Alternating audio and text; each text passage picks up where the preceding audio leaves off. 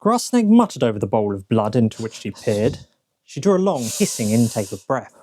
The two men watched her, anxiously, expectantly. I see, she muttered, staring down in auto-hypnotic vision. The magic of the Great Mother begins, I see. What seest thou, sacred one? Old Grey Fox ventured the question in genuinely superstitious awe. She replied, without raising her head. A strange thing I see, many men who run together and against each other, thrust with the spear and draw the bow, even as against the bear and the spotted one of the forest, slaying one another. Blood, much blood do I see, blood for the thirsty gods, and women who run in fear, snatching up their little ones, women who beat the breast and wail, and bones, bones, bones left whitening the ground. She shuddered, and her voice came as though it were another who spoke, another who saw what earthly eye could not see. The light of the sun is put out by the smoke of burning huts, and the leaves of the trees drip blood. I know not.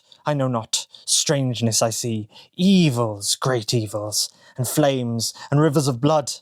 And us? Dost thou not see? Asked Black Eagle anxiously. She drew another long breath, and her face was as though the vision changed.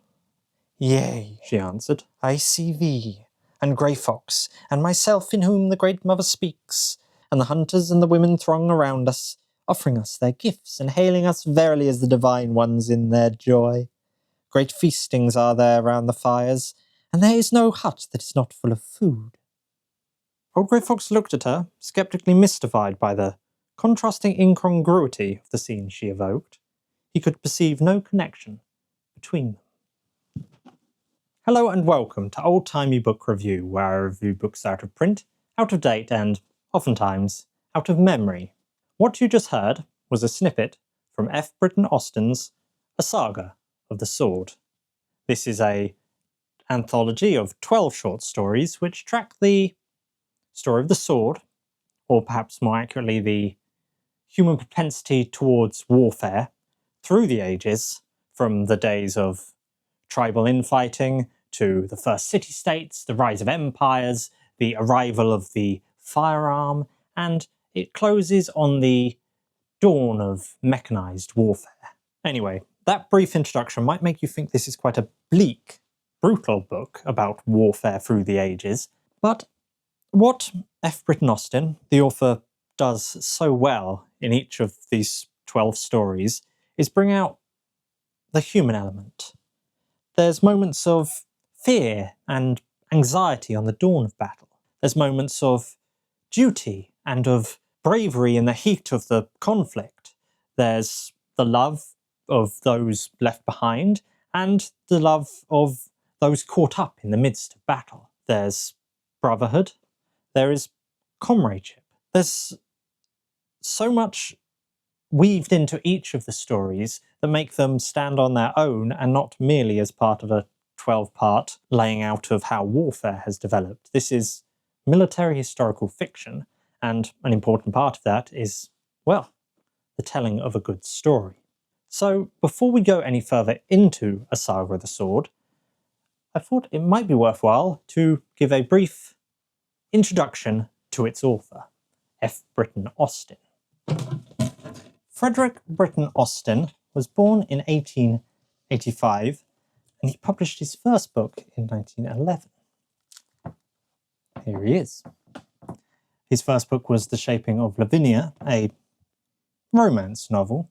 This is rather an outlier in his bibliography, as he focused throughout his career on subject matters military and military historical fiction. Now, at this time he was not a full-time author. No, he was a clerk in the London Stock Exchange. That was until 1914, with the outbreak of the Great War, where he would enlist in the London Rifle Brigade, and throughout the war would eventually achieve the rank of captain.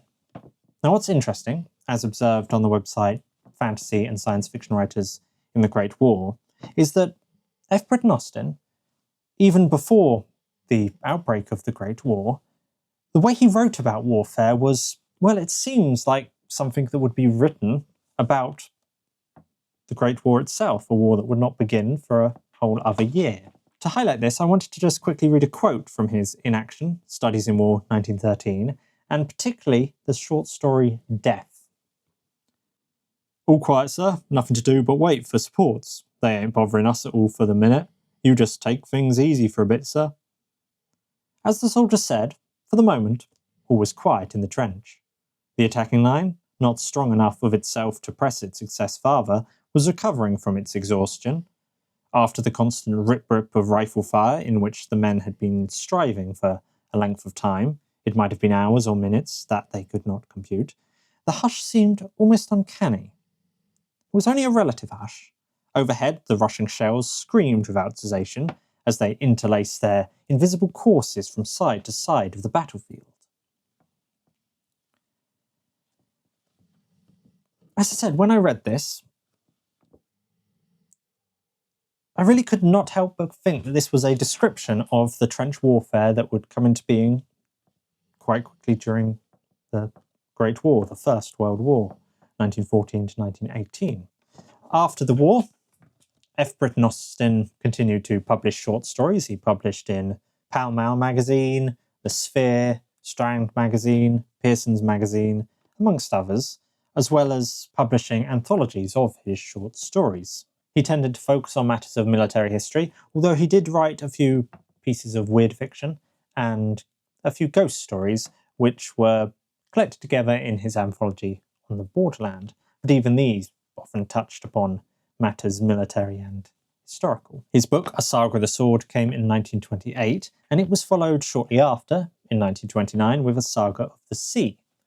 The same sort of thing, but rather than focusing on land warfare, it focused on sea combat. Britten Austin would die in 1941, leaving behind many short stories and short story anthologies.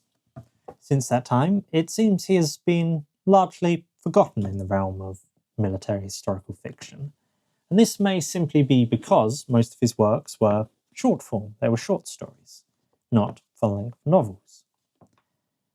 Nonetheless, reading A Saga of the Sword, and its 12 stories covering millennia, I can't help but admire Britten Austin for the depth of research that he went to evoke and bring to life each and every one of the 12 time periods that we explore. But you can't just take my word for that, so why not now let us open up A Saga of the Sword and go through its stories. Where were they set? What was the tale they told? And perhaps amongst them you may find a short story you yourself would like to read.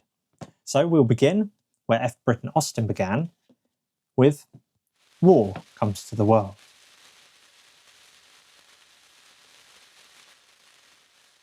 War Comes to the World is the first story in Britten Austin's anthology, and it deals with a tribe in prehistory who were having an internal power squabble.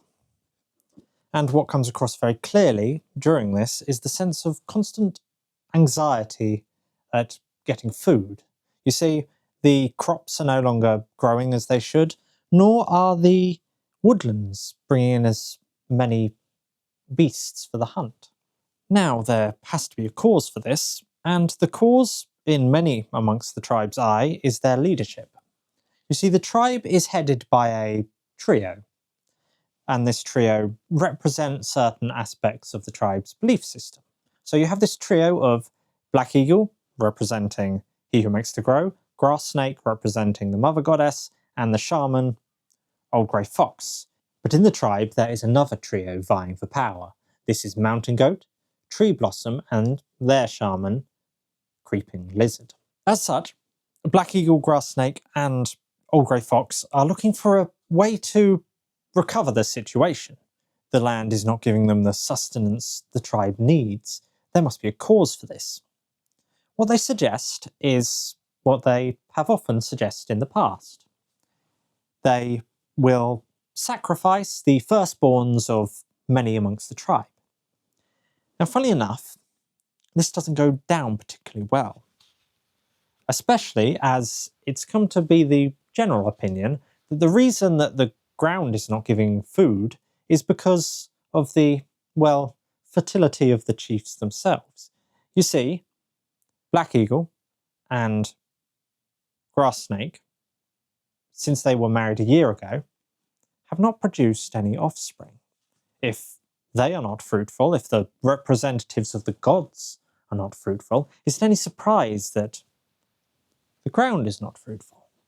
So their idea to, well, sacrifice firstborns does not go down well, and then follows the scene I read earlier, where Grass Snake has this vision where instead of simply sacrificing people within the tribe, such as the firstborns, they will go out and make blood elsewhere. Shortly after this, there's another little extract that gives across how strange this idea is for Black Eagle and Old Grey Fox. Grass Snake seems very much to be manipulating events. Whether or not she believes these visions, another matter entirely, but it's her visions that drive the aim of bringing war.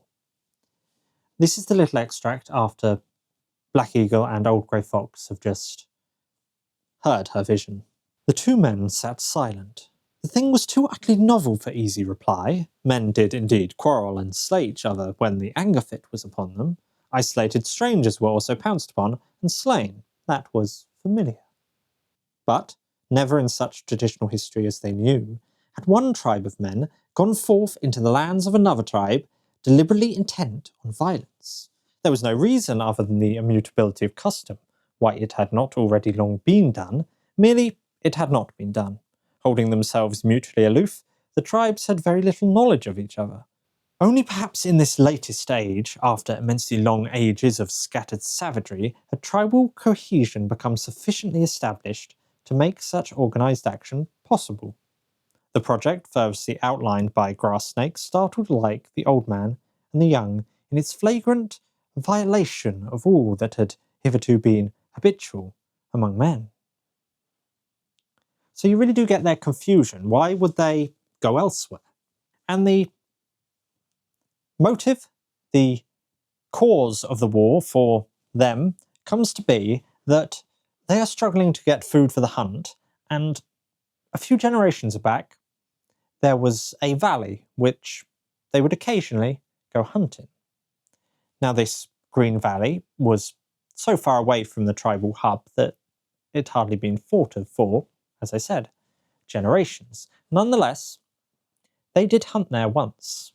Yet, more recently, in the last couple of generations, a tribe had set up there, the Green Paint Men, as they are known, and therefore this tribe of Green Paint Men must in some way be the cause of their anguish. They have taken a valley which should rightly be theirs, and as such they should be, well, punished, and many of them, who are not killed in the first ambush, taken back to be made blood sacrifices. The sense of hatred for the Green Paint Men and this building of fervour to hate them so that they can go to war to give them cause really comes through in Britten Austin's words, especially here on page 23. Though yesterday they had not given a thought to the vaguely distant existence of this peaceful people, now it seemed that they had always hated them. Were they not demonstrably the cause of all their woes? With the cause of all their woes now defined, and that definition being the Green Paint Men, Black Eagle takes the huntsman of the village to this distant valley, and there they set up a, well, hunt. He treats warfare, in this instance, very much like hunting. Then comes the battle itself. And you can really get a sense of the hatred, the confusion of battle, but also the almost satisfying quality of killing an enemy. He emerged from the trees, found himself quite near a cooking fire from which startled Green Paint Men leapt up in consternation, hurled his spear with all his force at an arbitrary chosen man, saw him fling up his arms and fall as the spear transfixed him, Never had he killed an animal with such a fierce spasm of exultation. He yelled again, loud above the yell of the men behind him, above the yell of the hunters now breaking from the forest beyond the village, loud above the sudden shrieks and screams from the cooking fires, upon which a terrifying and deadly shower of spears, of whirring arrows descended. What hunt could compare with this? Well, now war has come to the world, but the consequences of it for Grass Snake are perhaps not quite what she expected. You see, once all the huntsmen return, they decide that merely sacrificing all of the captured prisoners would be wasteful. They want to keep the most, beautiful women for themselves to make new wives, and Grass Snake and the women of the village are not entirely pleased with this, but with the kind of blood heat that has been built up and the confidence that Black Eagle now has in, killing other humans, there's no argument really to be made. And this is where F. Britten Austin brings in the element of the stories which I really do enjoy, the concluding passages of just a paragraph, just a short paragraph, where he sums up the consequences of the story you've just read. In some such manner, primarily seeking sacrificial captives, if the archaeologists are to be believed, did organised war first begin amongst those previously Pacific Neolithic peoples from whom our present, yet imperfect civilization remotely derives. And with the ever-widening tyranny of war, did the anciently great mother goddess sink into comparative insignificance by the side of the blood-fed male god, and women coincidentally relapse into a subject sex. Now, this final line may sound somewhat old-fashioned and chauvinistic, but in the context of the story, with the male and female goddess being not exactly in opposition, but representing different things, it makes sense as a push forward of the narrative, and that is where war comes in, and why the blood-fed male god comes to dominate in this theory. It's that because he is blood-fed, because he has the power, he is able to take resources. It's not just being dependent on nature. Nonetheless, even in Britten Austin's story, this does not seem like it's a good thing that the mother goddess has been pushed aside, as now war has come to the world. What's also interesting in that first story, When War Comes to the World, the last thing I'll note, is that although there's not much research to be gathered, much to be found about ancient cultures because they left behind no written records, Britten Austin does draw upon, it seems to me at least, he doesn't reference it, but the famous anthropological text, The Golden Bough by James George Fraser, particularly with the idea of sacrificing the king, the sacred king, when issues of sustenance and fertility are threatened amongst the tribe. You would sacrifice the king and the gods would be satisfied. It's just, he doesn't refer to it directly, it's just something that came to mind when I was reading it. Anyway, that is tribal warfare, but we move then on to writ in cuneiform. So now it's not a time before written records, we are very much writ in cuneiform. This story focuses on a Sumerian city, the city of Lagash, which has had a long-time enemy, the city of Umma. These have warred for generations, and Lagash has oftentimes come out on top, particularly in the most recent war some time back. But Umma are getting aggressive again and starting to spread across the land under their new king. Before we get to the new king of Umma, though, I want to read a brief extract that Britten Austin has written in that ties together quite well the first story to this second one. Temporary huts in the fields they might occupy for brief agricultural operations, but only behind mighty battlements could they find security where families might be reared and wealth amassed. If it is to the city that men owe civilization, paradoxically it is to war that they owe the city. So this story is very much revolving around city-states, single city-states, And here Britten Austin is bringing out the idea that, yes, in cities you can amass wealth and culture can be built up, and records can be kept. But the only reason you really need a city with big walls is because such wealth is, well, threatened. Now, in the story, Uma is being led by Lugal Zagishi, probably mispronouncing that, and he is seeking vengeance on Lagash for crimes against them perceived going back generations. As I said, it's been very much a back and forth between Lagash and Uma. In the story, we follow a spearman of Lagash as they go to battle against the forces of Uma that have marched into their lands and towards their city. An element that really comes across throughout the story is not just the historical aspects of Lagash and Uma and the situation of ancient city-states, but it's the physicality of battle, the sweat, the weight of a spear on your shoulder as you march. And that's what Britten Austin really builds into this story. So Lagash is eventually defeated by Uma. Lugal Zagishi is victorious, and Lagash is destroyed by Uma. And then comes the concluding section. As I said, each story has one of these concluding sections, and in it, Britten Austin quotes an ancient clay tablet that was found in the mound at Tello, which once upon a time was the ancient city of Lagash. What's particularly interesting, though, about this quote is I wasn't sure when I first read it whether or not it was real, or whether or not it was just a fiction that he made up to give a dramatic end to his story. But no. The modern-day translation of this same tablet is essentially the same words as are written here, giving me the sense that Britten Austin just copied one translation from either a book or perhaps a museum notice board. Now I'm going to read this text written, well, it says 4,800 years ago here, so it must be closer to 4,900 years ago now. And as I read it, I will note there are a lot of names which I may mispronounce. I hope you'll forgive this, because I want to, with my reading, get across the sense of fervour and injustice that this writer, incising upon a clay tablet almost 5,000 years ago, put into his words. This is not some dusty text that is unfeeling.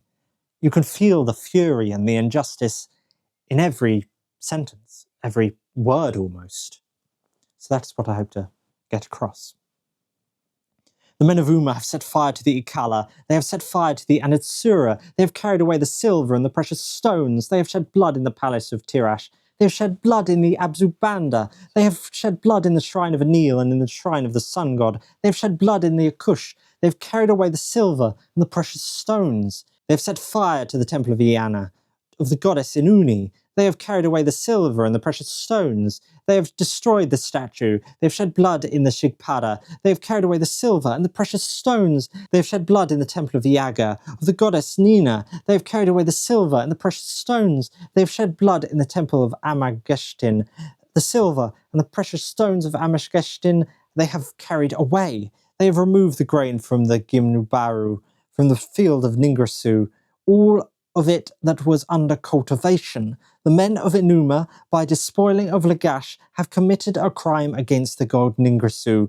The power that is come unto them from them shall be taken away. Of sin on the part of Urikina, king of Girsu, there is none. But as for Lugul Zagishi, Patsai of Uma, may his goddess Nidbaba cause him to bear this wickedness upon his shoulders. Ooh. As I said, there's fury. There's a sense of injustice in each and every sentence of that text. And this is where Britten Austin's final summary comes in, because the story does not quite end there. It would seem that this curse was of some, if belated, effect. For after Lugal Zagishi had conquered many cities, had made himself king in the city of Erech, and had reigned 25 years, there arose in the Semitic city of Kish a warrior whose name echoes yet in the history as Sargon of Akkad, first of great conquerors. and Sargon overthrew Lugal-Zagishi, took him prisoner, and slew him as a preliminary to winning with spear and bow an empire that extended from the Persian Gulf to the Mediterranean, an empire that was the original precursor of the magnificent blood-stained empires of Babylon and Assyria. So with this final conclusion, you get a sense that it's now the end of the days of the city-state and the rise of the first empires. And that is where story number 3 comes in, with Alexander.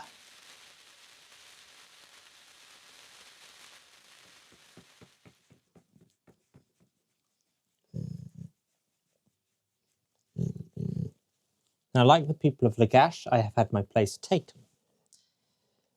The next story in A Saga of the Sword is called With Alexander, and unsurprisingly, it follows 2 soldiers in the armies of Alexander the Great. This is all leading up to the Battle of Gaugamela. Ooh. I'll move here. Yep. And that story, once again, got across the physicality of the battlefield. As you can see, the heavy breathing of marching. And, well, sorry, I'm a little bit distracted. There's a dog. The Battle of Gaugamela saw Alexander face Darius, saw Macedon face Persia in one decisive battle. Now, the 2 soldiers in Alexander's army in this story notice that when they first sight the enemy, Alexander does not charge at them, does not go straight for the kill. And they say that Alexander is not Alexander, implying that he's not himself, that he's not the hero they believe him to be, because they all hold Alexander the Great in very high reverence. Well, unfortunately for them, some of the officers and Alexander himself overhears this, and they are duly set to be punished for insulting their leader, for questioning Alexander. But Alexander is not a fool. He would not kill 2 skilled soldiers on the eve of battle just because of him being insulted. So he tells them that they will be executed, but it will happen after the battle. And until that time, they can stay close to him to see his decision making. So you get a sense of kind of the tactical decisions behind his victory at Gaugamela, because it is indeed a victory. These 2 soldiers fight without any care for their lives because they know they are likely to lose them anyway after the battle. And indeed, they both fall in battle. Now, what really comes across in With Alexander is the reverence of the 2 soldiers for Alexander himself, and the idea that he's a kind of demigod upon this earth. So you have his charisma and the sense that there is real personality behind the drive for war. Included in this is quite simply his armour, which is rumoured to have been taken from Troy and was once the armour of Achilles himself. So you have a connection to the mythology and the gods and the demigods. And, well, that's With Alexander. Alexander emerges victorious. Those 2 soldiers die with full honours, although death is death. And then we move on, quite a few centuries more, to 2 stories which deal with the rise and the fall of Rome.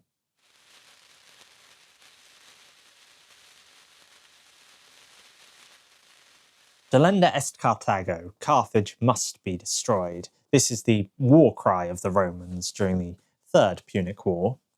Because, as you see, Carthage and Rome have long been rivals in the Mediterranean.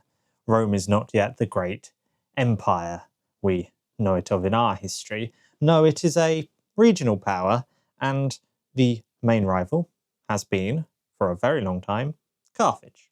During the previous Punic Wars appeared that famous figure, that famous Carthaginian, Hannibal, who brought his elephants over the Alps to threaten Rome.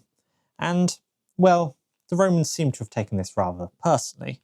As such, in this period, during the Third Punic War, they are putting greater and greater demands on their now weakened foe.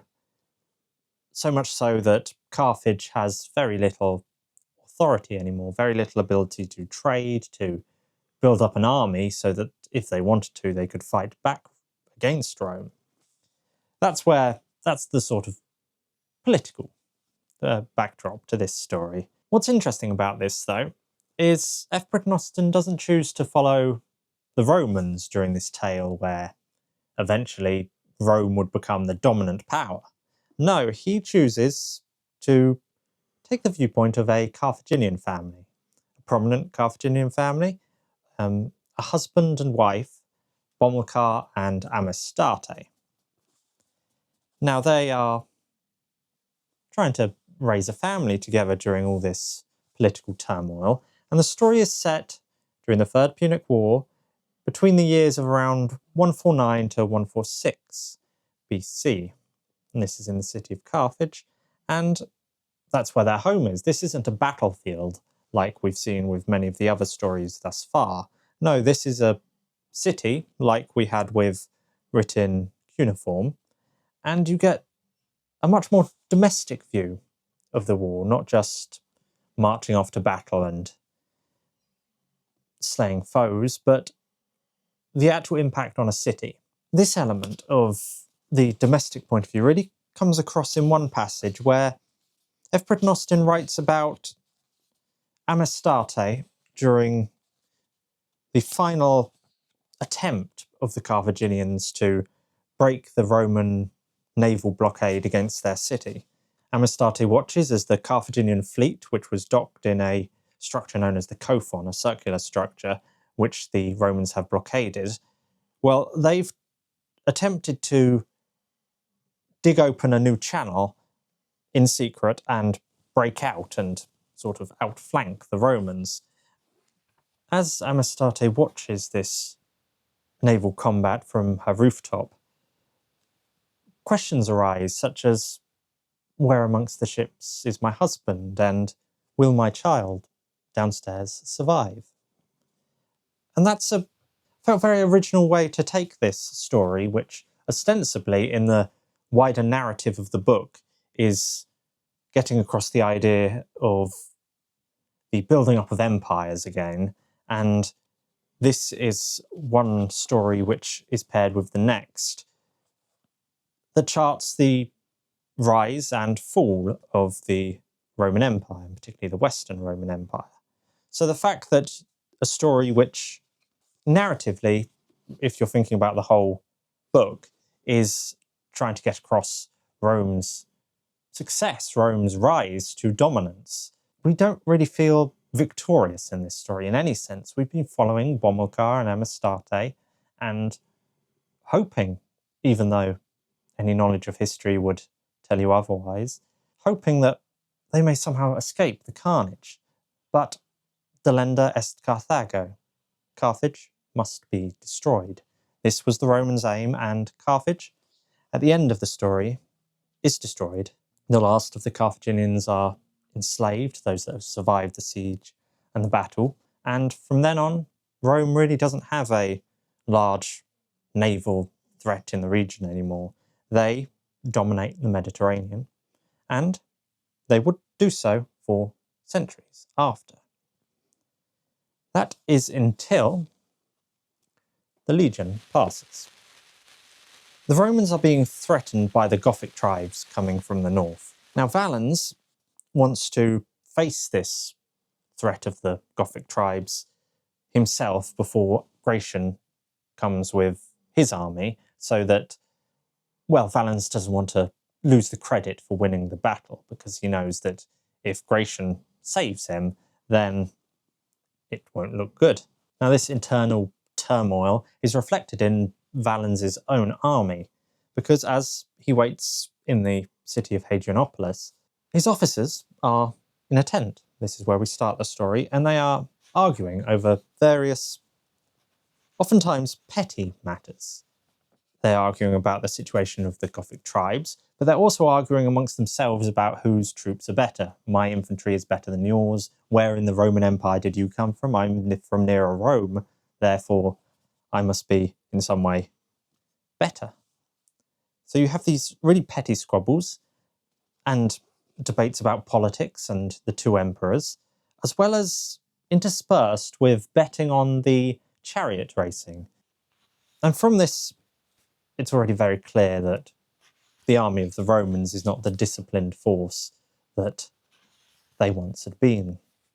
I suppose I should outline the reason why the Gothic tribes are attacking the Roman forces here at Hadrianopolis, are moving into Roman territory. Using F. Britten Austin's explanation, because this is a book review of this book in particular, not of history, what he lays out is that the Ostrogoths and the Visigoths have allied and are moving into Roman territory because of trouble north of the Danube. You see, the Huns have been threatening and attacking them and moving further and further into the Goths' territory. So, in a hope of finding shelter, at first these Gothic tribes crossed over the Danube and requested that they be able to settle amongst the Roman Empire of this region. But, unfortunately, the governor of Thrace has been particularly harsh on them. He demanded things like they surrender their weapons if they want to stay, and many of them did so. But even though they went along with these conditions at first, the governor of Thrace didn't really hold up his end of the bargain. Many Goths have now starved, have been living in squalid conditions, have not been given the land and ability to settle down that they hoped they would. Therefore, they have now turned on the Romans, and there's much anger, as one would expect. Now, the Romans have marched out of Hadrianopolis and are going towards where the Gothic tribes have encamped, and Britten Austin really does get across the sense of terror and brutality and claustrophobia in battle, particularly in this section coming at the end. Closer and closer became the press in which those scores of thousands were jammed. Under the panic push, tremendous though still distant of those most nearly menaced, units lost their identity, were whelmed, and merged in one colossal crush where organisation and leadership ceased to be, where men fought chokingly for breathing space in that stifling heat. It became impossible to move, became impossible to raise an arm. No longer could a man draw his sword.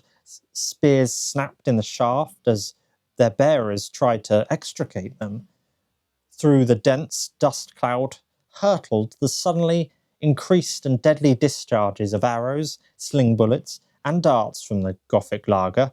Those they struck remained horribly upright, unable to collapse between those wedged against them, and then, vaguely gigantic in the all-pervading haze of dust, their sword arms rising and falling in a dreadful regularity, yelling a savage exultation loud above the despairing shrieks. The fierce, fair-bearded Gothic horsemen became visible over the intervening serried multitude of heads. Startlingly, terrifyingly, from both sides they came, penning between them this helpless mass that could but screamingly await the slaughter. Valens's defeat outside Hadrianopolis is often marked as the point in which the Western Roman Empire really started to collapse. Now, once again, the title of the story is The Legion Passes, so you get the sense of a legion passing by, of leaving, if you will. But there's a second layer to this title, at least that's what I read into it, and that is that Britten Austin, as you could tell from the passage I just read, is getting across the idea that infantry is becoming less effective as opposed to cavalry. And this is how he's building his narrative.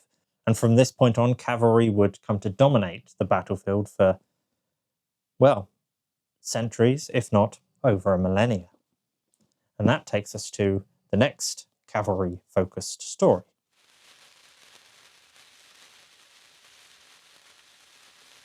Continuing this, I suppose you might say, a narrative thrust where infantry has been sidelined and cavalry is becoming more significant and dominant on the battlefield. The next story is titled And Muhammad is His Prophet. You can probably guess the content of this. So we've jumped forward about 3 centuries from the Legion passes, and now the Islamic conquests have crossed through the Middle East and up through Spain, and we are following a young Islamic warrior who takes great pride in the fact that his great-great-great-grandfather sat at meat with the Prophet. Now he, as a warrior, believes wholeheartedly in his faith and his superiority, the superiority of his religion. This is something that comes through in this story and the next one. The idea that, well, previously the gods have been evoked and people have prayed to the gods for mercy, for strength, but now religion is the thrust of kind of the reason people are going to war, the reason they justify their superiority, their dominance. Now, Yazid has plenty of reasons to think that his faith is dominant and he is favoured by the gods. Did I just say favoured by the gods? That is not what he thinks. Is favoured by God, as they've been very successful. As I said, they've been moving up through Spain, and what this chapter is following is up to the Battle of Tours, otherwise known as the Battle of Poitiers, which took place on the 10th of October, 732. Now, aside from the battle itself, there is also the, I suppose you might say, a slight romance element and a sense that it's not all about just faith, but personal belief, personal attraction, personal wants and desires, as Yazid falls for a local woman in the north of Spain, so part of a Gothic tribe, and the thing is, he doesn't want to force the matter. That's made very clear in the story. He wants a mutual return of passion, but she, as a Christian, well, is not very, let's say, respectful when she is brought before him, and she also has a brother who obviously will not surrender his sister to Yazid. So you have this interesting dynamic, and as the story goes on, there's almost a mutual respect that builds, even though they have very different faiths, and both of them, due to their faith, believe that the other is irredeemable. Now, if Britten Austin frames the Battle of Tours in the traditional manner, with the Franks versus the Umayyads, it being seen as the point in history where Christianity in the West and Islam in the East clashed, and the Christian Franks emerged victorious. And thereby you get Christianity in Europe and Islam in the Middle East predominantly, although once again, the warrior we're following is actually coming up through Spain. So this is before the Reconquista, is it called? And leading on from this story, you get the sense of both the dominance of cavalry, but also the dominance of faith. And this continues into the next story in this collection. And I must say, out of all the stories that F. Britten Austin wrote, this is the one that most surprised me.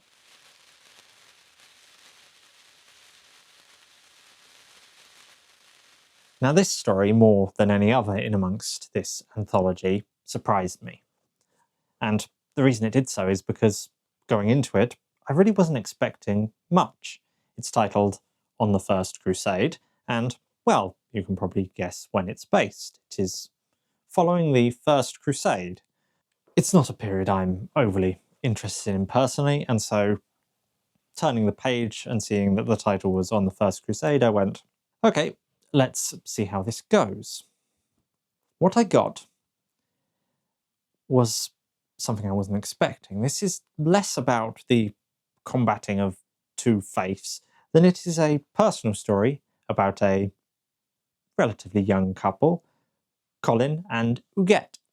They are both from somewhere in France, I think somewhere in southern France, and it opens on the last Sunday in April 1097. What we have here is a great celebration, a tournament outside the walls of Constantinople. The marching armies of the First Crusade, having only really just joined together for this purpose, have emerged victorious at Constantinople, have captured the city, and are celebrating. Colin and Huguette are amongst them. And they, like anyone else at this time joining the Crusade, have had their reasons, have been inspired by the idea of recapturing the Holy Land and getting forgiveness for their sins, and all one would expect. But it is the relationship of Colin and Huguette that I really want to highlight and I was really drawn to. So to get an understanding of this, I'm going to read a little part where their past, their backstory is laid out, and what you get is a really kind of idea of a tender marriage between the pair and a partnership between them. For a little context, this passage comes in amongst the celebratory tournament outside the walls of Constantinople, where the Lady Iseult is passing by, and everyone admires the Lady Iseult for her beauty, but Colin and Huguette are happy together, as you can see here. Little, however, recked Colin the serf of the reported beauty of the Lady Iseult, as, from time to time, he looked into the happily smiling face of the woman who, ever at his side, had already, for love of him, endured so many perils. Not without a youthful peasant comeliness, she was scarcely more than a girl, was that weather-tanned face with its wide red mouth, its honest dark eyes, its surrounding loose of luxuriance of dark brown hair. Very new had been their wedded love when the papal preacher had come to the marketplace of Bepra, and the Count Edo himself had been the first to rush to take the cross amid the delirious shouts of Deus le Volt, when Colin himself, also dedicate, that thrillingly novel emblem large upon his ragged tunic, they had returned to their mud and thatched hovel. She had put her arms about him, had kissed him on the mouth, had, with the briefest of determinedly resolute speech in their uncouth wordchery dialect, announced her intention of coming with him to that unimaginably remote land of Jerusalem, had sworn that never would she be a burden to him, would ever be a faithful helpmate at his side. She had kept her pledge. So you really are rooting for this pair at the beginning of the story, and particularly for, I must say, for Huguette. Now, those amongst you who like to think about what might happen next once you've got all the elements in place of a story, can probably guess that Colin's devotion to Huguette starts to waver, and the object of his new attraction has been introduced, the Lady Iseult. Now, he is just a serf. Colin is a serf. He is a crossbowman amongst the army. And obviously he has no hope of getting into a relationship with a lady, a member of the aristocracy.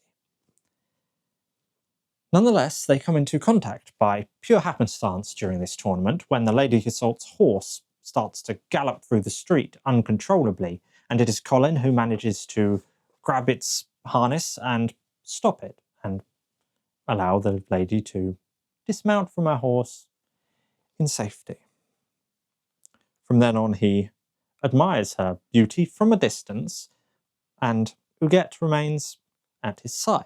Now, in line with the Crusaders, the story then marches forward a few months to the 1st of July, 1097, and this is the point where the crusading army first meets the Seljuk Turks in battle. Now, we are in a very dire situation here. Colin has been amongst those guarding the camp of all the horses and the supplies, and has been firing his crossbow for hours by this point in the battle.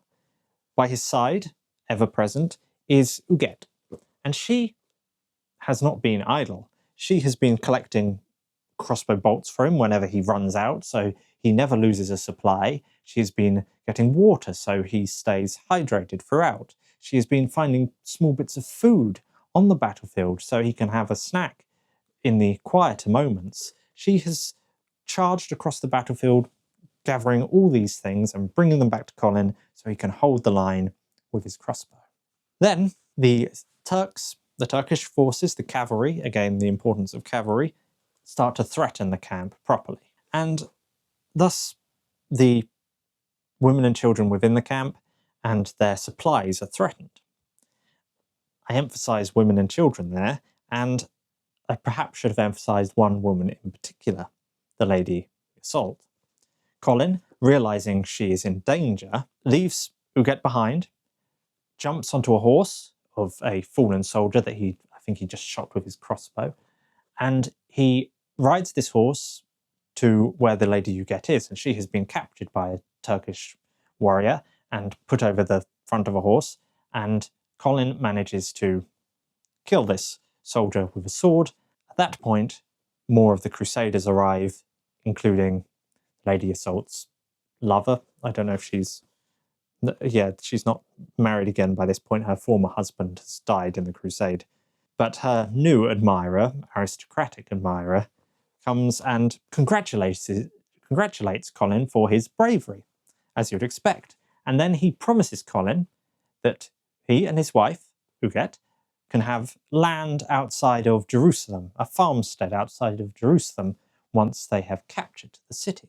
This is a big promise, and it pleases Huguette greatly, because now, because of her husband's act, which could have been seen in the moment as abandoning his wife to rescue an aristocratic lady, but no, now their family has a future, as a sense of security that they can fight towards. But more and more, as I read, I got frustrated with Colin, and that was the kind of main emotional pull as I went through this story. You keep thinking, Colin, this Huguette, she's charging across the battlefield to get you a drink of water. She's making sure you never run out of crossbow bolts. How much more do you want? Colin. Huguette. Colin. Huguette. Colin. Huguette. It is a frustrated relationship. As I said, the story was a surprise to me. We are moving forward again to another battle. This story is not focused, like most of the others, on a single battle, but on the First Crusade. You're following almost the whole thing from Constantinople to Jerusalem, but we're not there yet. We are in the city of Antioch. It is the 28th of June, 1098. We've jumped forward nearly a year from the battle we were just at, and the situation is dire. You see, the Crusaders have managed to capture the city of Antioch after a long siege, but now they themselves are being besieged by an opposing force. Already, as the city has already gone for a siege, there are very few supplies. The wells, the ones that have not been despoiled, are running dry, and the defenders, the Crusaders, are starving. We open in a small home. Colin has spent the entire night searching for some food for the two women he admires, his wife, Huguette, and the Lady Iseult.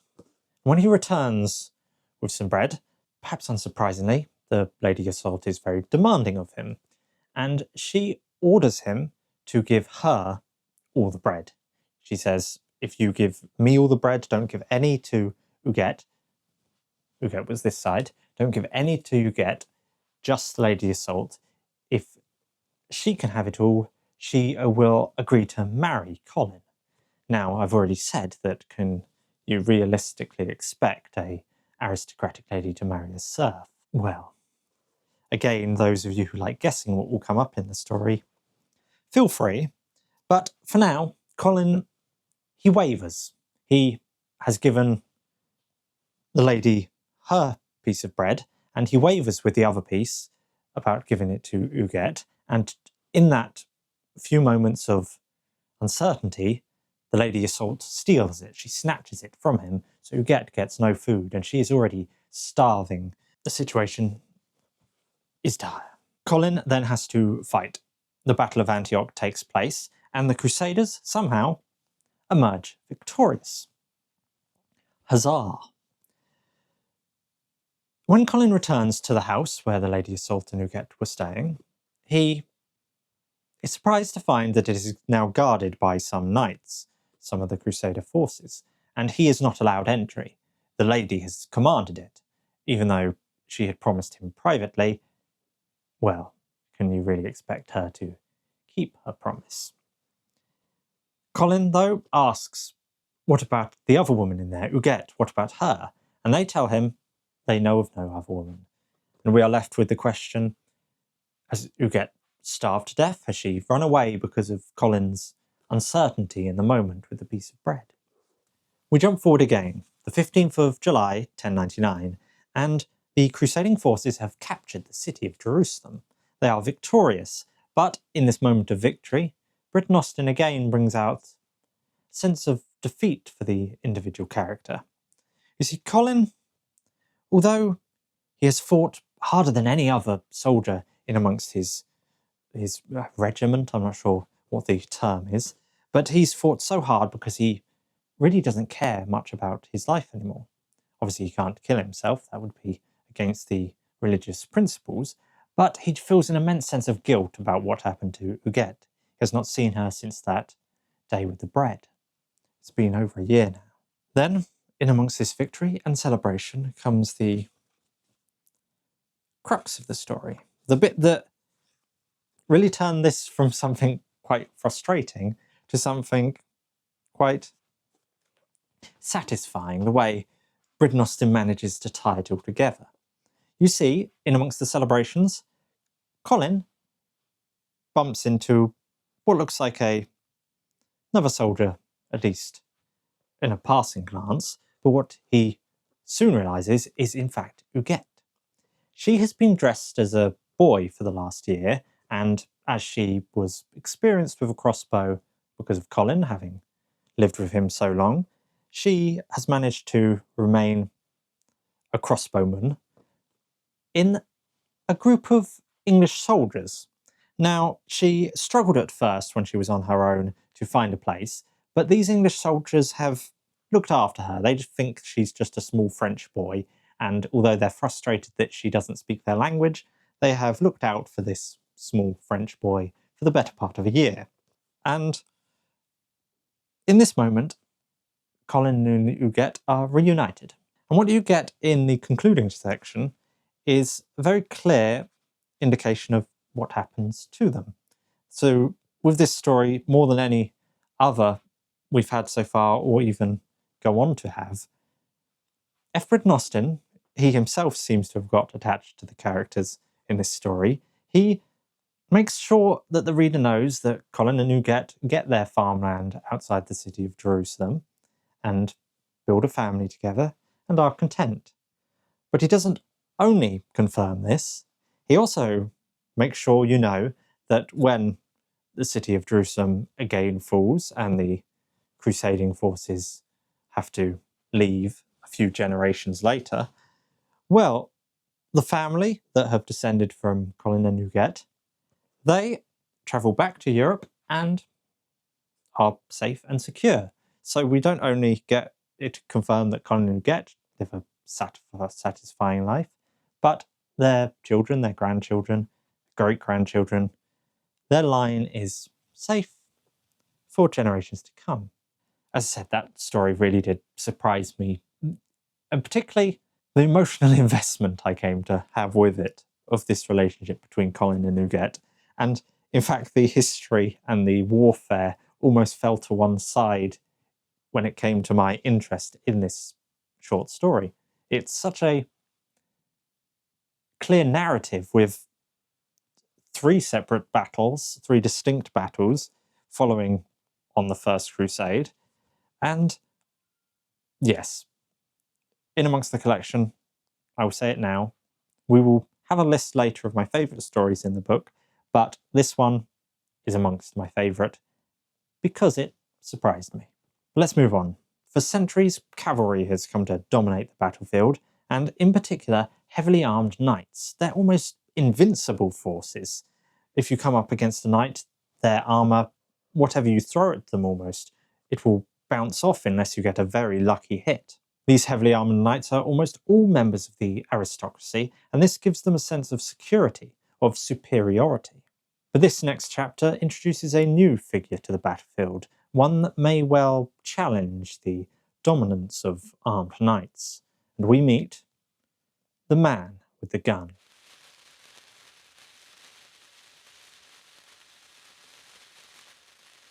The man with the gun opens with a sort of initiation ceremony.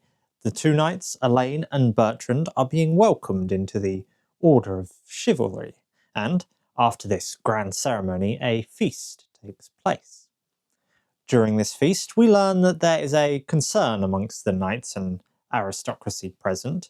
This concern relates to a new weapon that has been introduced of late.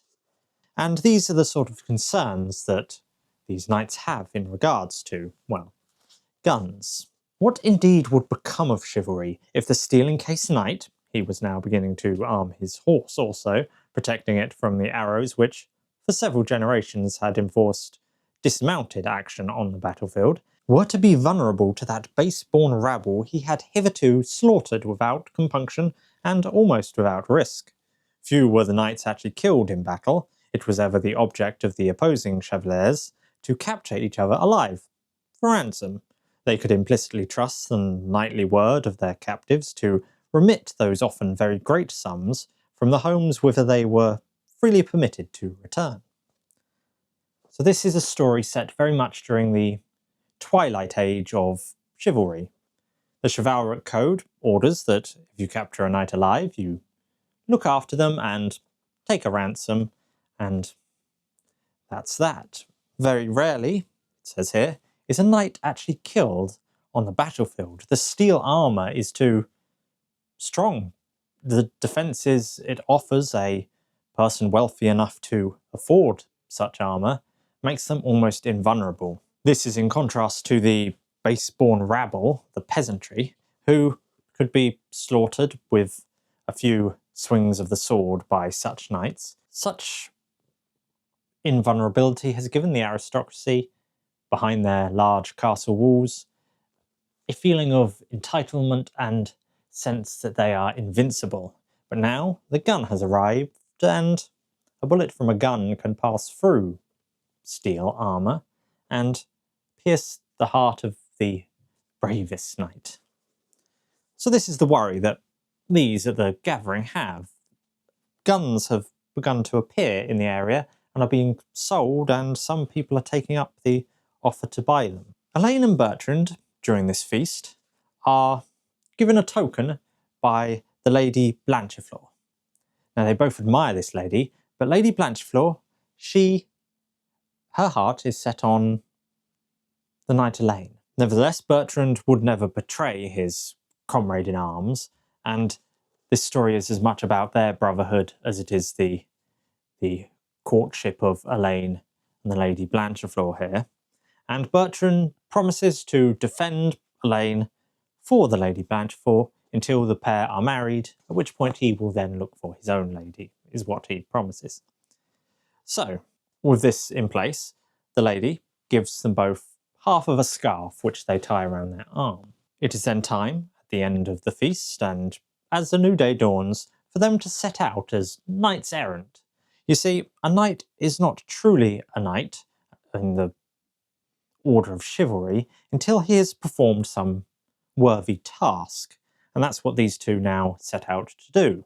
Until they have performed a task, they can have no name, and their shield, the crest on their shield, has to be painted over, whitewashed, just pure white shield, and yes, they essentially have no identity until they have performed such a task. And this is where the story starts to gain an almost fairy tale quality. You see, while setting out for their quest, they come across a small castle which is being threatened by the local peasantry. Elaine and Bertrand offer to help those inside to complete a quest and thereby become full knights, so they enter the castle and speak to who's in charge. Now, the person leading proceedings is the Lady Eleanor, and although this is a castle threatened and besieged, essentially, what's going on inside is party games, tournaments, a court of love that the Lady Eleanor leads.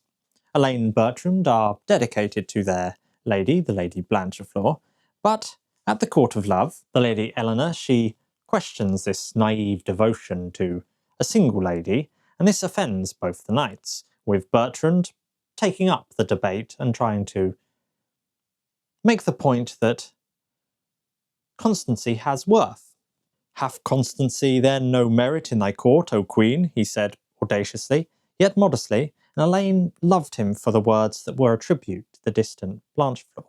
Though we be rustic, meseems it is the very inmost part of love, and my brother knight and I are pledged to it. The Lady Eleanor flushed as with a momentary pique, and then recovered herself. The Seigneur of Rigschu might have frowned again had he perceived the involuntary expression of the eyes that contemplated this extremely good-looking young man. Though ye hold yourselves nameless, she said sweetly, rustic assuredly is neither of ye, and beyond question, constancy is a virtue. Yet, as our court in plenary session but late held, after much docet argument, a constancy that perceives no beauty in other dames becomes a vice, and is no honour to the lady to whom it is vowed. Rather doth it betoken that he who harshly carries constancy to such uncouth extreme have but little faith in the beauty of his own dame, and fears that the fairness of others may harm her by comparison. So this is the setup. They are in the castle, they are having their party games and this court of love, and during the course of the siege by the local peasantry, Elaine starts to waver in his devotion to the Lady Blanchefleur.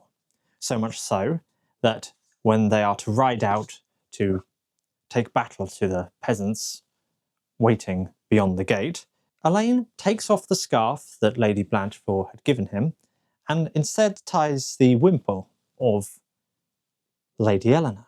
This surprises Bertrand, who has remained loyal to his friend and to Lady Blanchefleur, who he desires for them both to get together, because he would never betray his brother-in-arms, as I said earlier. So he's very shocked at this abandoning of the token of Blanchefleur. Thus, when Elaine charges out, what he has on his arm is not Blanchefleur's token, and he is almost immediately shot. As Elaine lay dying, his final words are for Blanchefleur. And Bertrand, well, to protect the honour of Elaine, what he does is he removes the scarf from his arm, dips it in Elaine's blood, takes the wimple that was from Lady Eleanor, ties it to his own, thus disguising the fact that there is only one half of a scarf left. It would make no sense for him to go back to the castle with nothing on his arm. He needs to have an excuse why he does not have his half anymore. And thus he returns to the castle with the blood-stained scarf to tell the Lady Blanchefleur that Elaine died in combat, shot with a gun, but he was ever constant to her. This is how Britten Austin concludes The Man with the Gun. Far more than the unwieldy primitive cannon, only very gradually more efficient than the catapult and trebuchet in the demolition of castle walls, it was the handgun which, commencing with the crudest of simplicity, demonstrated to a plate-armoured chivalry that it was no longer invulnerable. Slowly improved throughout a couple of centuries, during those centuries chivalry withered and died. When at last the arquebus, still clumsy but sufficiently reliable in the hands of paid companies of plebeian soldiery, had become universal on the battlefield, that ancient order, with all its sublime, if narrow, idealism, with all its concomitant licentiousness, with all the brilliant medieval self-scorning society of which it was the core, was extinct in everything but name. The humble man with the gun had slain it.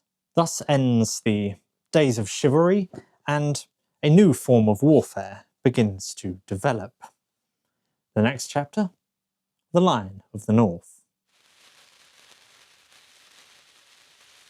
The Lion of the North refers to Gustavus Adolphus, the King of Sweden, and he is up against the Count of Tilly.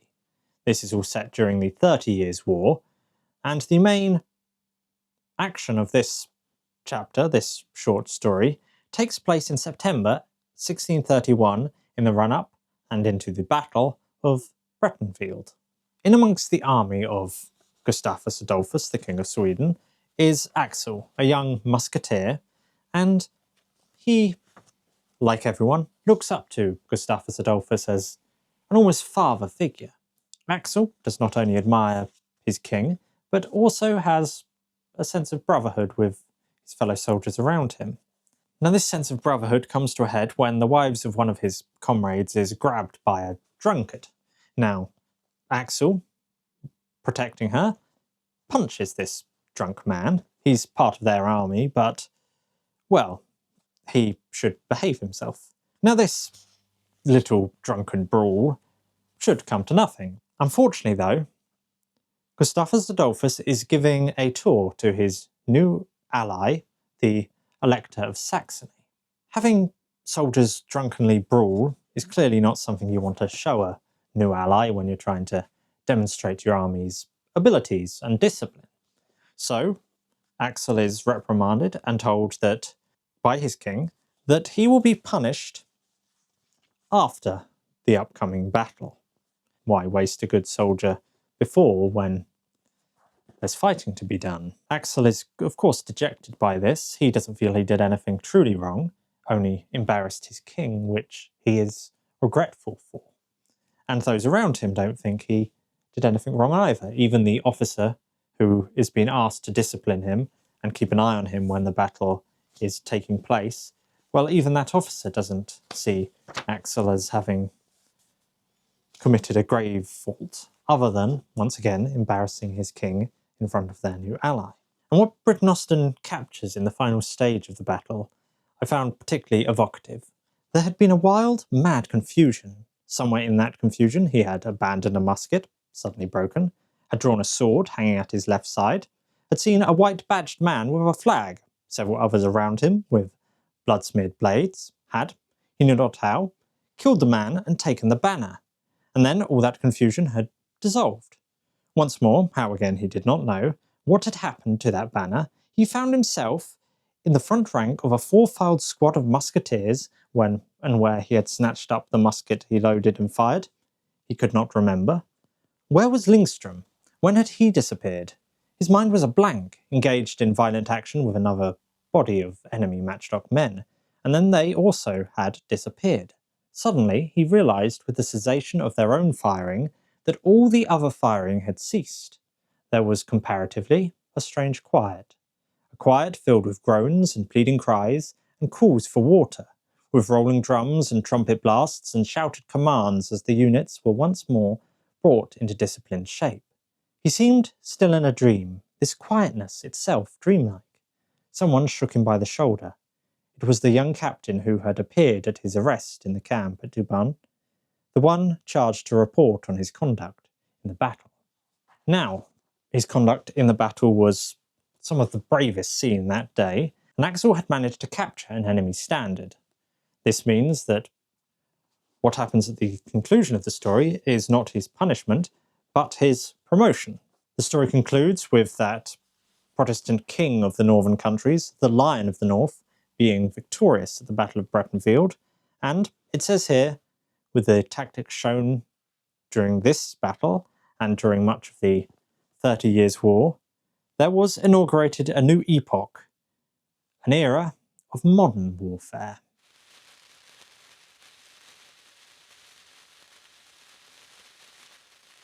Vive l'Empereur is the battle cry you hear a lot from the soldiers in this story. It begins on the 7th Fructidor of the year 13, that is to say the 25th of August, 1805, the Fructidors and the year numbering being a calendar that the new French Republic tried to bring in after the Revolution, but it didn't catch on. Anyway, we are in amongst Napoleon's forces, and a young lieutenant, Lucien, is attached to the artillery corps. He's very much grown up with the fervour of the French Revolution in his heart and wants to bring honour to himself, his family, and his emperor. His boyhood passed among the victories of the Republic, his adolescence fevered by the yet more marvellous rapid victories of the First Consul. He thirsted in a high-strung exaltation of all his being for his share in that intoxicating glory which, for a decade, had been an aureole over the armies of France. Glory, glory, throughout his conscious life, that magically inspiring word had been incessant in his ears. Like countless other French children in those furious years when the guillotine functioned in every marketplace, He had cried, "Gloire, Gloire," as he pushed his toy soldiers into mimic battle, reenacting those tumultuously acclaimed triumphs on the frontiers. Now, Lucian wants to win honour in the upcoming battles, but what they are preparing for, at the moment we first meet them, is invasion of a little island over the waters, an invasion of Britain. A fleet is being prepared, but this planned invasion is interrupted when a new war breaks out, the War of the Third Coalition, with the French against the Austrians and the Russians. Distracted from their invasion of Britain by this new enemy, they march up through Germany, where Lucian has a dalliance with a local woman, and this all leads up to the Battle of Austerlitz, which took place on the 2nd of December, 1805, and is often considered one of Napoleon's great victories. Nonetheless, Britten Austin again plays with contrasts here. The great victory of Napoleon that Lucian has so fervently wanted to be a part of is, well, tragic in a poetic way for Lucian. You see, artillery has really become a key part of the battlefield here. The enemy shells cause real carnage amongst the men, and one shell in particular lands near to Lucian. We read as the fuse slowly sparks, and then, having been caught in the explosion, Lucian lies back, blood soaking his tunic. He murmurs, "Glory, glory," again and again, and this is how Britten Austin describes Lucian's final moments. His real self saw his mother weeping over a miniature of himself she had painted when he was a baby, and then, inconsequentially, as in a dream, he saw that blue-eyed German girl. What was her name? Gretchen? Katchen? Casting herself into his mother's arms, saw them both shake convulsively in sobs. At this point, a cavalryman and some horsemen ride past, and it's very clearly Napoleon. Lucian shouts "Vive l'Empereur" in his final moments, but Napoleon does not look towards him. He is just one among many groaning in pain. The story concludes thus. It seemed that his mother put her arms around him, but he remembered in a last surprise his mother was dead. So what you get is a truly tragic ending where this young man who has been such a fervent supporter of Napoleon's cause and the revolutionary cause, he dies as one among many among his artillery battery. And his final thoughts are not so much for the emperor, that's what he sees, and he does offer a few cries of "Vive l'Empereur," but his mind is going back to his mother, who, as it reveals at the end, is already dead. It really is a tragic close to what should otherwise be a triumphant story for a character following the orders of Napoleon. Again, Britten Austin is using a slight contrast. He takes what could be quite easily framed as a victorious moment and reframes it as a tragic one, focusing on the carnage of battle and the impact on people. The next story, The Last Charge, again follows a French point of view, and it is set during the Franco-Prussian War of 1870 to 1871. Now, the soldier we follow is a cavalryman, and it is very much here that Britten Austin emphasises how cavalry is having really little effect on the battlefield, which is now dominated by artillery. And particularly, a piece of artillery used by the Prussians, the crop gun with exploding impact shells. Now, there is a slight irony, which Britten Austin points out, and that is at the Paris exhibition of 1867, the Krupp gun was exhibited as something to be admired, a modern piece of technology. And now, something that was exhibited in Paris is being used to decimate the French army and the French cavalry. I mentioned a moment ago the use of impact shells, and in the last story we were introduced to a fused shell, which had a fuse and exploded once that fuse reached the explosive inside. Well, these new impact shells explode on impact, which makes them much more effective, especially against moving targets like cavalry. Thus, cavalry have very little ability to counteract these weapons, and they get increasingly sidelined on the battlefield. The story ends with the end of the Franco-Prussian War, the fall of the Second French Empire, and the rise of the German Empire in preparation for the final story of this anthology.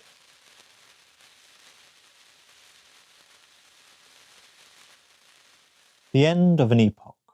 The Great War was very much the end of an epoch, and this next and final short story in this anthology takes place during the Great War. It is leading up to the Battle of Flers-Courcelette, which was part of the greater Battle of the Somme, but in September 1916, the Battle of Flers-Courcelette was notable because something new was introduced to the battlefield. A new weapon that would change the very nature of warfare. Nature may not be the right term, but, well, we'll get to that later. We begin in a dugout. There's a lot of weighty apprehension as all the officers here know they're going to have to go over the top soon and take part in the next big push, and they're waiting for orders, but, well, they have a sense that they both want to get it done, but also fear the consequences of marching forward, because whenever they've gone over the top before, they've been shot down by machine guns. Machine guns are a big player on the battlefield, and they make it almost impossible for any meaningful advancement to take place. Machine guns just spray their bullets and all before them die, so any marching over the top and across no man's land means almost certain death. This is the main worry of the officers here. Our point of view character in this scene is the adjutant, and he overhears all the officers talking, and one particular officer, a major, seems to me like the mouthpiece of the author himself. "You want a spot of leave, Major?" the colonel smiled at him in the darkness. "It's the best cure for pessimism." "It isn't pessimism," reported the major. "It's common sense. I don't pretend to know anything about high strategy. I'm only a plain businessman who is accustomed to get his living by the use of common sense. Look at the history of this war so far. Whether the Boche makes a push or we make a push, it's all the same. In an effort to knock out the machine guns, an immense concentration of artillery blows everything off the map except the machine guns. And then the infantry goes forward over ground so churned up as to be almost impassable. A floundering target for those machine guns, and equally intense shelling of the enemy. The whole thing has become a contradiction in terms. Infantry can't advance except by such artillery fire as makes the ground impossible to advance over. Look at this show. We've been at it 2.5 months, and, bit by bit, we've blasted the enemy off a few square miles. But always before we can get up guns and supports over the shelled area, he has had time to organise a new line. It must have cost us 250,000 casualties already, and it is getting worse. The divisions are now only lasting 3 days in the forward area. They come out shot skeletons. In the last show we had 60% casualties, and we never saw the enemy. It's just as bad for the Hun. He had the same experience at Verdun.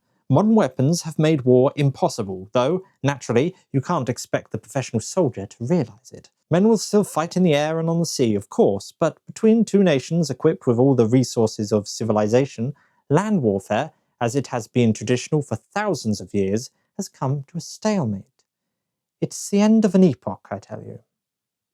Now, the reason I think this major might be a slight mouthpiece for the author is that this major character, like F. Britten Austin, is written down to be a former stockbroker who has joined up and, well, has become a bit disillusioned by it all. He believes that the machine gun in particular, but also the artillery, have made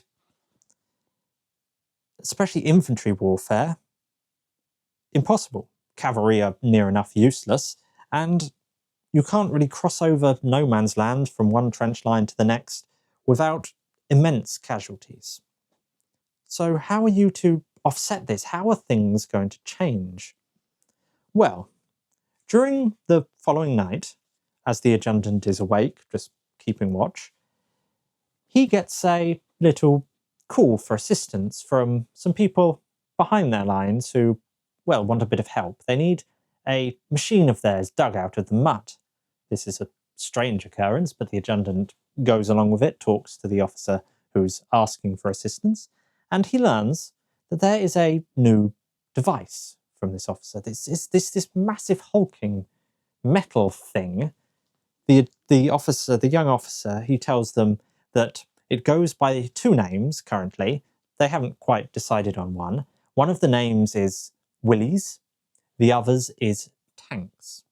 Now, the Willies aspect is likely a reference to the first tank, Little Willie, which was a joke referring to the Kaiser's son, the Crown Prince Wilhelm. He was known as Little Willie, the Kaiser being Big Willie. And, well, the first tank was jokingly referred to as Little Willie. But the name that caught on, perhaps unsurprisingly, is Tank. And this hulking machine certainly seems impressive when the adjutant sees it, but that impressiveness is a bit offset by the fact that it's stuck in a hole. You see, as the officer explains, this particular ditch was neither narrow enough for the tank to cross over, like they're designed to do with their tracks, nor wide enough for the tank to go down and up, as the tank tracks are designed to do. This particular hole is just enough for the tank to just get lodged in. So the first time we're introduced to a tank, this weapon that will change the war, it's not in the most dignified manner. And the adjutant arranges some people to help these tank regiments dig out the tank from the mud. And this is because tomorrow, when the big push takes place, these tanks are going to take a small role. Now, I say a small role because at the Battle of Flers-Courcelette, the numbers of tanks that actually took place is a bit hazy. There was supposed to be 49 present. I think this is mentioned in the book, but the book F. Britten Austin says that only 30 are ready to take place. He says this through the character of the young officer. So 49 tanks in total, 30 present at the battle. The modern day estimate, I believe, is 32 at the Battle of Flers-Courcelette, but we're following the Saga of the Sword. So 30 tanks are really ready to take part in the battle out of 49. The young officer, he's very clear that these are marvellous contraptions, but the authorities were really not sure they wanted to waste any more money on this little project, so they're going to do this experiment at the Battle of Flers-Courcelette and see how it goes with 49 in theory, 30 odd in practice. The next day, it's time for the big push. We are on the 15th of September, and the Battle of Flers-Courcelette is about to begin. Very soon, after going over the top, once the artillery fire has calmed down and, well, as often happened in the First World War, once the artillery stops, the enemy knows, well, a big push is coming. The British soldiers quickly, once in no man's land, have to hunker down in shell craters and whatever ditch they can find because the artillery has not destroyed the German machine guns, which are sheltered in concrete bunkers. They try throwing a few grenades at this bunker, and they wonder if the grenades work for a second, but the second someone shows their head, again, the machine gun fires. How is this situation going to change? How can these British soldiers finally get to the enemy trench line, take out this machine gun. And this is where the lumbering tank corps come in.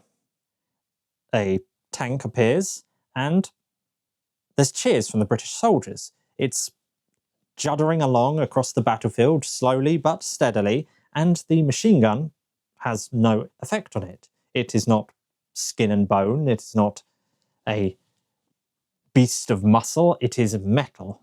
So the bullets simply bounce off it. This is convenient, as the soldiers can then march behind the tank and have a moving shield, and the tank, as it moves forward, has two machine guns inside it. It's one of the two machine gun models. And it is able to fire on the enemy and actually maneuver. You have a moving machine gun bunker, essentially.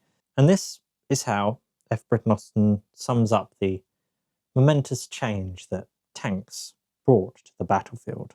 How the 15th of September 1916 marked something truly novel, truly new. Crude in design and insufficient in numbers though they were, the tanks which that day overran the astonished Germans demonstrated the superiority of engine power over muscle power, the superiority of plate armour over the human skin as a protection against bullets. From that day will date the decline and eventual disappearance of infantry and cavalry and all field artillery that cannot fire as it moves. From that day will date the genesis of the vastly different land battles of the future. An era almost as old as humanity has come to an end. A Saga of the Sword, throughout its 12 short stories, brings to life the brutality of warfare and the humanity inherent in it. Britten Austin, although it must be noted he focuses on Western Europe, and particularly France, it seems, for quite a number of the stories, nonetheless, the depth of research that he's put into each and every one of these is clear throughout, from the sense that he's read and is drawing from the Golden Bough in War Comes to the World, to the clay tablet in written cuneiform, then the Latin phrases that he refers to in the two Roman stories, right up to the end, where you get the real sense that he's drawing on his own experience during the Great War to bring it out on the page in the end of an epoch. As with any short story anthology, though, there are some that are of less interest than others. It's a matter of personal taste. But throughout, especially when it comes to those concluding sections Britten Austin puts in each chapter, he weaves together a narrative of warfare and the development of warfare through the ages. If I had to pick amongst the 12 stories of A Saga of the Sword, a list of, let's say, 5 to suggest to you, dear viewer, they would be, well, certainly there would be the first and the last story. So War Comes to the World and the end of an epoch. I think the novelty of War Comes to the World and the tribal community that he creates and their belief system is interesting in of itself. It's almost a piece of weird fiction here and there. But that is very different to the end of an epoch, because rather than creating an entirely new culture and community, well, not new, but old, ancient, prehistoric culture and community, in an end of an epoch, he very much seems to draw upon his own experience in the Great War to evoke the apprehension of waiting on the eve of battle, the novelty of the tank, and just the sense of both hopelessness and stolid endurance in the face of this unmitigated hellscape of the Western Front. The first two I've picked are War Comes to the World and The End of an Epoch, but after that I would say Delenda est Carthago. The way he brings to life this small family in Carthage on the eve of its destruction during its long siege by the Romans is very affecting. Yes, so Delenda est Carthago. Next, I would definitely say, and this will be no surprise if you've watched throughout so far, On the First Crusade. Colin. Darn Colin.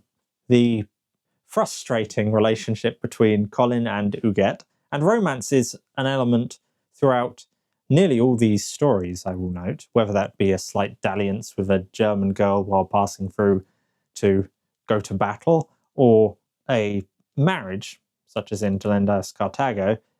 Romance is a key part of this whole collection, which surprised me when going into it. You'd think it'd be quite a masculine book, and unfortunately today that usually means a lack of romance.